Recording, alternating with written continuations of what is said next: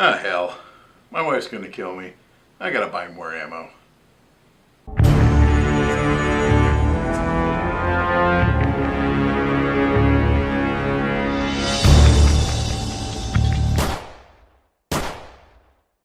Hi, Pagan Shooter here.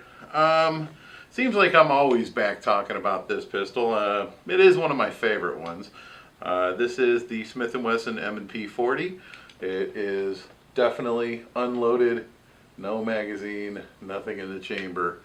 So I finally did get to take this to the range with the new barrel. This is the 357 Sig barrel, right there.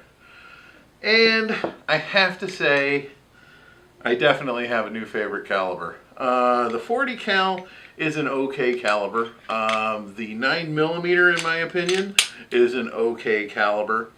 The 357 Sig, I actually enjoy shooting it. It, to me, didn't have as much push felt recoil, so I was able to manage it. It was a little more snappy. However, that's because of the power behind the round and the lighter round itself. The accuracy between the 40 cal and the 357 Sig is right on. They're exactly the same aim point. As far as follow-up shots, I was able to get better follow-up shots with the 357 Sig than I was with the 40 cal. So once I do get some self-defense ammo, I probably will be swapping out these barrels almost permanently. I do plan on still shooting the 40. I like the 40 cal. However, I do enjoy the 357 Sig more. And of course, dual caliber on any platform for me is a plus. There was actually very little wear on the 357 Sig barrel. You can see down in here that the ramp did the feed ramp did take a little bit of wear. It is now pretty polished now. The barrel itself was no problem at all. The conversion, as I've shown before, I'll show it again real quick. The conversion is actually very simple to do. It is normally very simple to do. However, for some reason, it's not wanting to do it right now. Hold on. I will get it to do it. Okay, let's try it now. There we go. Now we got it.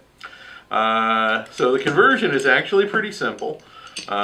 With the 40 caliber barrel out, I'm able to go ahead and swap that in. Pop this here, and now that I'm on camera, it's not going so smooth. And right in it goes. Let's try that again. There we go. Right on. Converts pretty easily. That time, for some reason, not so easily, but converts pretty easily. Now it's 357 Sig. The aim point is 100% the same. The magazines are the same as the 40 cal. It really fits together exactly the same. So the trigger being the same trigger, I was already used to the trigger feel.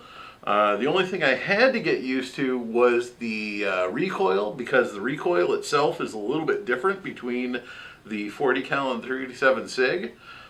In my opinion, I think the 357 Sig is a little more manageable than the 40. Not that the 40 is not manageable at all. It's just as far as between the two, I think the 357 Sig is a little more, I would say a little more manageable. Think of 357 Magnum Light. That's really what it felt like. Because of the slide action and the auto action, you had a mitigated 357 Magnum recoil that you don't get in the revolvers. If you were to take I imagine this would be much like the 357 Magnum semi-automatic pistols that they had made. really, really, really manageable. Very, very pleasant to shoot, and definitely recommend everybody trying it at least once just to get a feel for it. If you like the 40 cal, definitely try it. I know that with the Smith & Wesson M&P 40, it's an easy conversion of just swapping the barrel. I do know that the Glocks, you can get the same conversion, and I believe if you get one of the Springfield, I believe that Springfield also has a very similar conversion.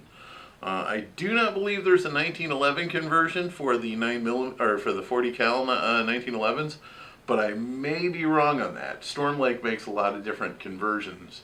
But in my opinion, I have a new favorite caliber, and I think I'm going to stick with it. This is Pagan Shooter. I hope everybody gets a chance to give these a try, and go ahead and give me a like, share, subscribe, and we'll see you next time.